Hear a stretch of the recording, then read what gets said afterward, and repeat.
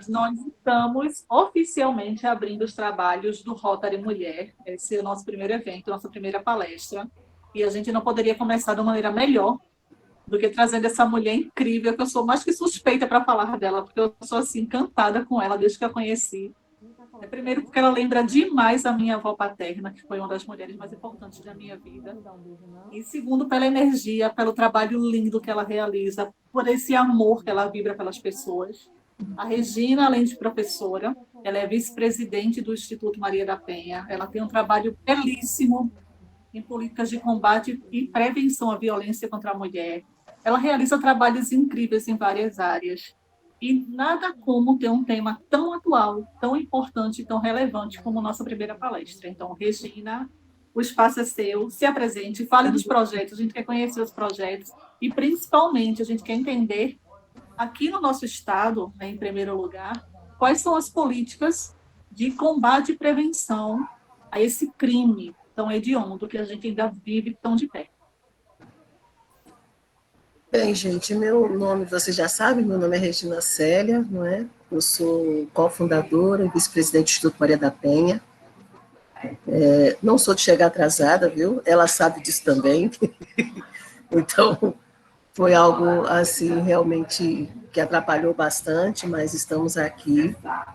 E o Instituto Maria da Penha, ele tem como presidente a própria Maria da Penha, que reside em Fortaleza, Ceará. Ela é presidente do Instituto, fundadora do Instituto, desde 2009. E a gente tem, o Instituto está fazendo esse ano 12 anos. O Instituto faz 12 anos, a Lei Maria da Penha faz 15 anos, esse ano. E a Maria da Penha, segunda-feira, faz 76 anos, né? Dia 1º de fevereiro.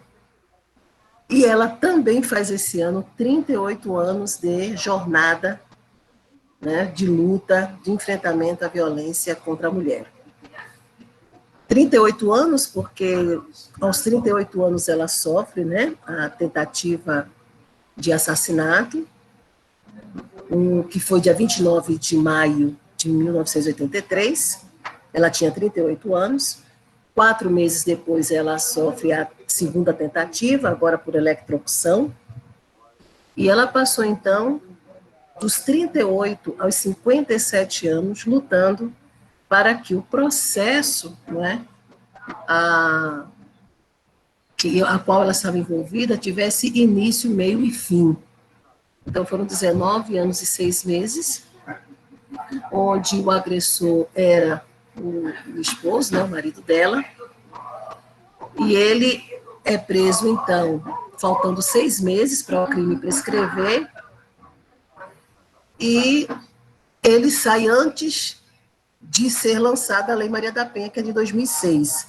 É só lembrar que ele não foi preso pela Lei Maria da Penha, né? Ele foi preso pelo Código Penal, o que já havia na legislação. Mas aí a Maria da Penha, ela continua, né, nesse trabalho, ela não para, então a lei sai no dia em 2006, dia 7 de agosto de 2006, e assim que ela recebe a homenagem, né, como inspiradora da Lei 11.340/06, ela, então, dá continuidade ao processo agora de divulgação da lei. E esse processo, ele está completando hoje, né, juntando com os 19 anos de luta, 38 anos. E é interessante porque o único ano que a Maria da Penha parou de viajar foi o ano de 2020, né, o famoso ano pandêmico, pelo contexto que todas e todos nós aqui já sabemos. É interessante porque ela geralmente para as viagens depois do dia 10 de dezembro, que é o dia da Declaração Universal dos Direitos Humanos, e ela retoma em março, que é o mês da mulher. Então, quando ela vai retomar as viagens, ela chega ainda a fazer um evento em 8 de março do ano passado, E quando ela vai começar a jornada das viagens, então, dia 12 de março, mais ou menos, começa a pandemia. E por que eu estou dizendo para vocês? Porque o tema, né, do livro, que na verdade foi um texto-documento da Maria da Penha, o título é Sobrevivi e Posso Contar. Porque é assim que nós vemos todas as mulheres que sobrevivem, né, elas são sobreviventes, né, desta violência. Curioso também dizer que uma mulher começa com uma jornada numa luta contra, né, a justiça, a fim de prender o seu agressor aos 38 anos de idade, e só aos 57 anos de idade, né, ela finalmente vê o seu agressor preso, mesmo que seja por 2 anos e 6 meses. Né? E aí, esse é algo muito, muito interessante que a gente tem que destacar, porque esse texto-documento, que se tornou o livro da Maria da Penha, ele chega primeiro à Organização dos Estados Americanos em 1998, 15 anos após o caso, justamente porque o Brasil não avançava nas investigações e no processo penal contra o antigo agressor, o ex-marido da Maria da Penha. O relatório da CID, a CID é CIDH, é a Comissão Interamericana de Direitos Humanos, que faz parte da OEA, e a CID, ela tem que ter, todo o país, né, que está pactuado com a organização, ela tem que ter 2 entidades não governamentais do país, mas que têm um assento na OEA.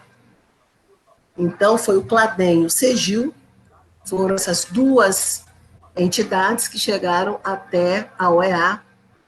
E quando eles chegaram na comissão, e o caso da Maria da Penha foi analisado por 2 anos, são 2 anos que a comissão leva para avaliar e decidir se vale a pena ou não a OEA entrar naquele caso, porque quando chega na OEA, o caso agora é daquele representante, daquele cidadã contra o seu país. Então, ela denunciou o país, né? E só quem poderia, no caso do agressor dela, teria que ser as autoridades locais, as autoridades aqui do Brasil. Mas como o Brasil não deu conta, então se denuncia o Brasil. E é interessante que no relatório, que vocês podem baixar a qualquer momento, está no Google, é o relatório número 12.051, caso Maria da Penha versus Brasil, a comissão geral, ela declara que o Brasil, o Estado brasileiro, ele é tolerante às práticas de violência contra a mulher. Observe que essa declaração, que foi a conclusão de todo o processo analisado após 2 anos, então, em 2000, né? Em 2000 eles fecham, então, a análise desse processo da Maria da Penha. A gente vai observar que estamos em 2021 e 21 anos após a declaração dos membros da Comissão Interamericana de Direitos Humanos, nós continuamos tolerantes. O Brasil continua tolerante às práticas de violência contra a mulher. E essa tolerância, ela está diretamente relacionada, ela está diretamente, como que se diz? A gente pode falar de uma forma muito direta ao sistema de justiça no Brasil, que essa falta de celeridade e esta tolerância se dá por conta de todo o sistema, de toda a magistratura, de todos aqueles agentes jurídicos, né, que são responsáveis em deliberar os casos, em avaliar. Aí você diz assim, mas e a cultura do patriarcado? E a cultura machista? Sim, né? Então a gente sabe que é um crime, é uma violência que tem raízes na cultura, mas o que não nos espanta, mas o que nos indigna é que todo o grau de formação que uma pessoa passa para poder chegar ao status, não é, de formação jurídica, e principalmente quando está nos crimes relacionados ao crime contra a mulher, tem ainda como grande base o patriarcado e o machismo. Então, a gente vê juízes, nós vemos promotores, nós vemos desembargadores, nós vemos defensores, nós vemos várias pessoas nesse sistema de justiça, não é, reproduzindo agora de uma forma um pouco mais, entre aspas, aí, elegante, não é, o machismo e o patriarcado. E esse machismo e patriarcado, quando chega a essas instâncias, né, que são instâncias mais altas, elas ficam mais sofisticadas. E ao ficar mais sofisticada, fica muito mais complexo, fica muito mais difícil, né, nós furarmos algumas muralhas que resistem à equidade de gênero, à questão da equidade de gênero. O nosso estado não é diferente, como você perguntou, o estado de Pernambuco não é diferente. Nós temos, de um lado, uma Secretaria da Mulher aguerrida, uma Secretaria da Mulher que atua fortemente, né, diante de todo esse esquema, mas a gente sabe que essa rede tem que ser uma rede muito bem articulada, ela tem que estar numa harmonia de ações, né, que sejam ações favoráveis, não somente à mulher, mas que sejam favoráveis à justiça, à sociedade, né, e a todo e qualquer cidadão. Porque não é um sistema que tem que atuar apenas em favor das mulheres, mas tem que ser a favor da pessoa humana. Né? Então, a gente tem que falar da questão dos direitos humanos. E por que a gente tem que falar desses direitos humanos? Né? Que a gente tem que aplicar uma justiça que possa ser coerente e justa. Porque nós não queremos apenas vislumbrar as vulnerabilidades femininas, né? Os aspectos vulneráveis que torna a mulher, né, vulnerável. Mas nós também temos que ver os homens.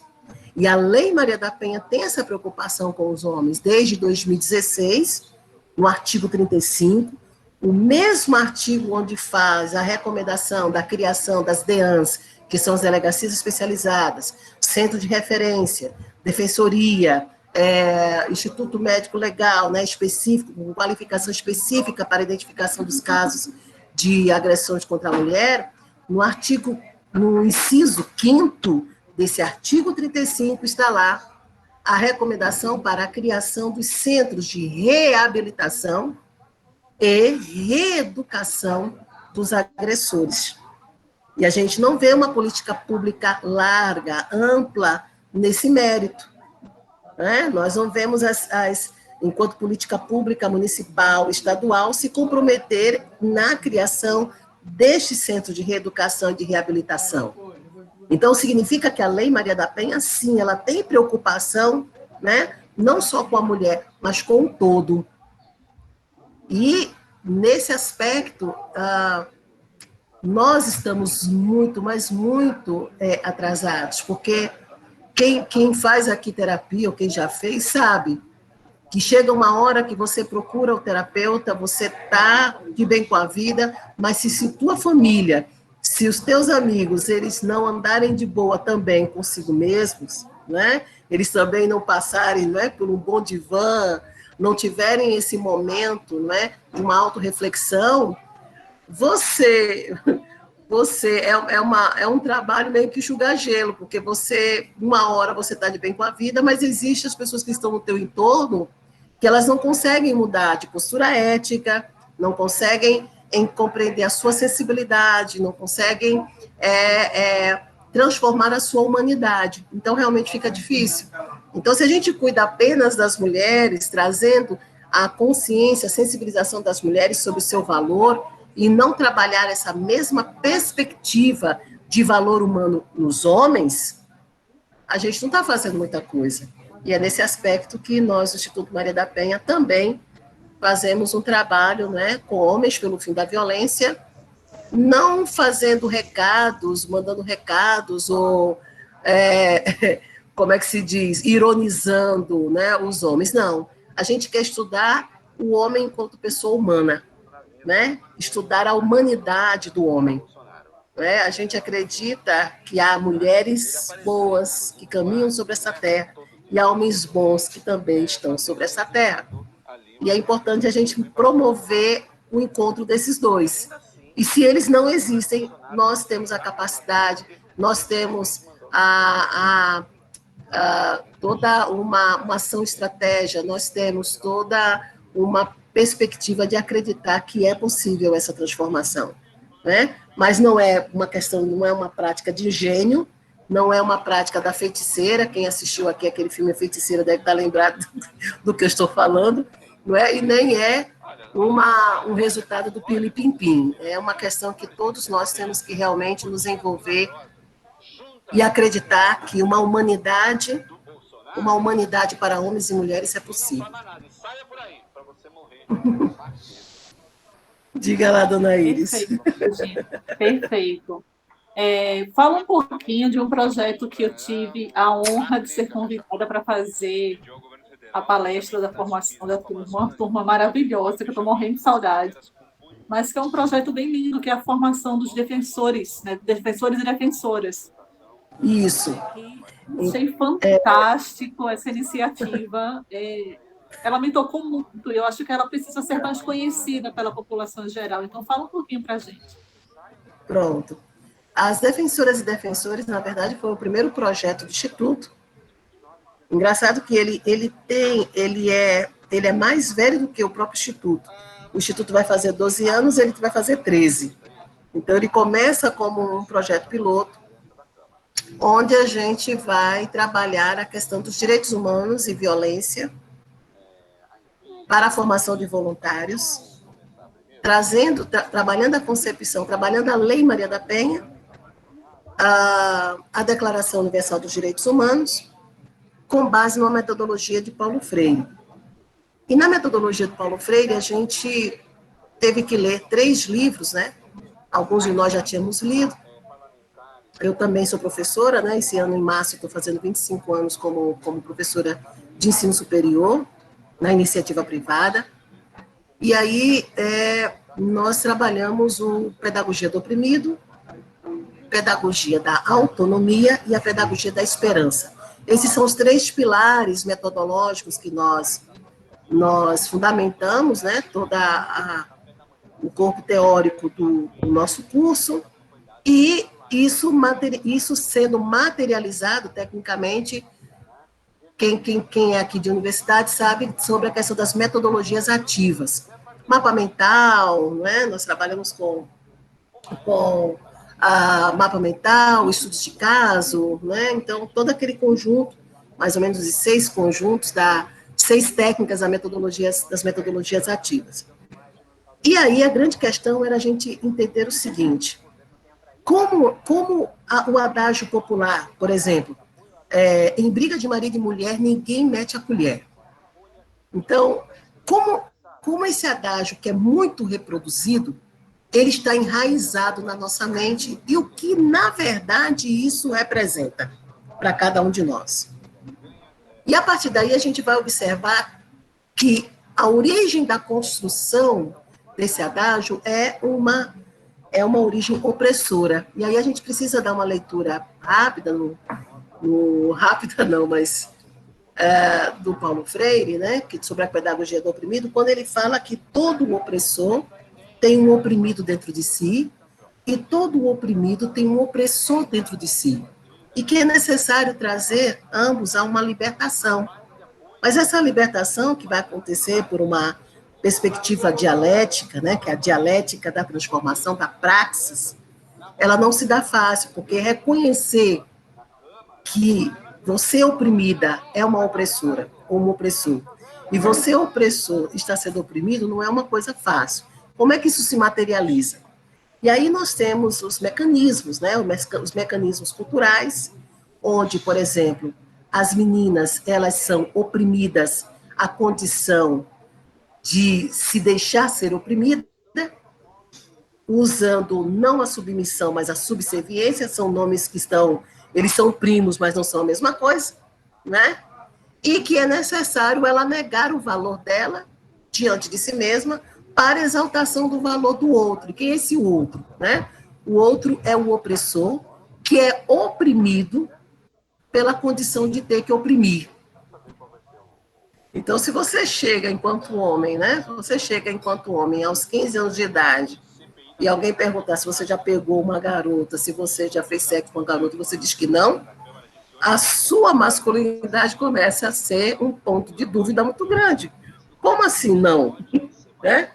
Então, você é oprimido, né, a ter que responder como um macho, né, o macho que dá resultados, porque a sociedade espera isso de você, você dê resultados, para que você se defina no clã.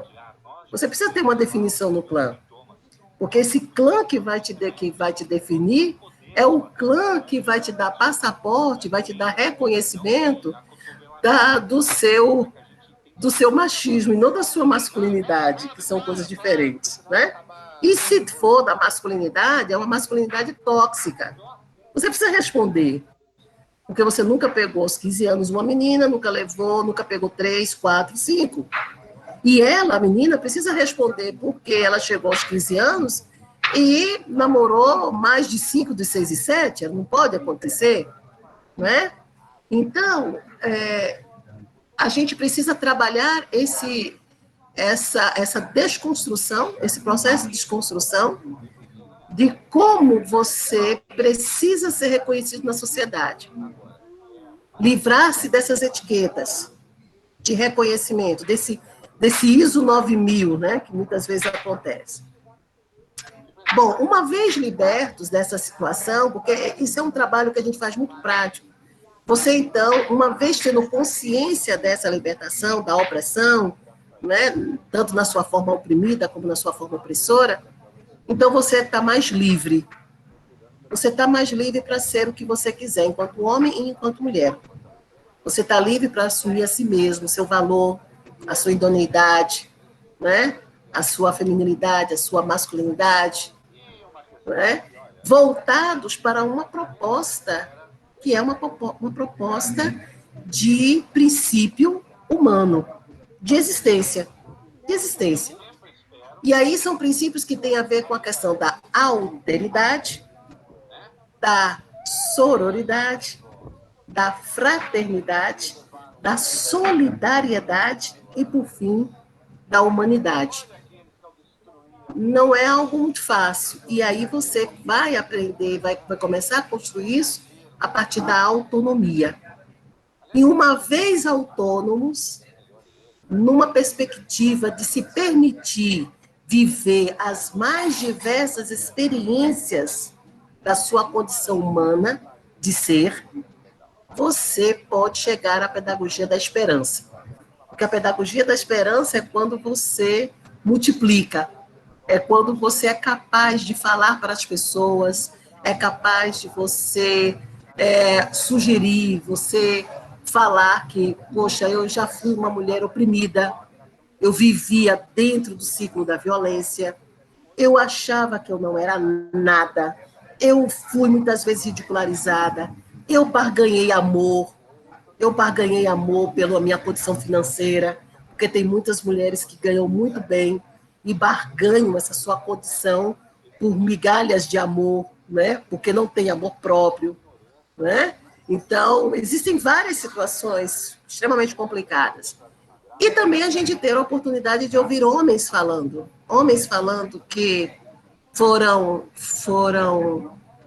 viviam uma concepção diferente, uma compreensão preconceituosa, esdrúxula da mulher, não é? Então, e que mudaram. E por que mudaram? Como mudou? O que foi que mudou? Ter essa liberdade de dizer, de socializar isso e de tocar no coração e principalmente na racionalidade de outros humanos, isso é muito positivo, né? Então, as defensoras e defensores dos direitos da cidadania têm isso como base filosófica.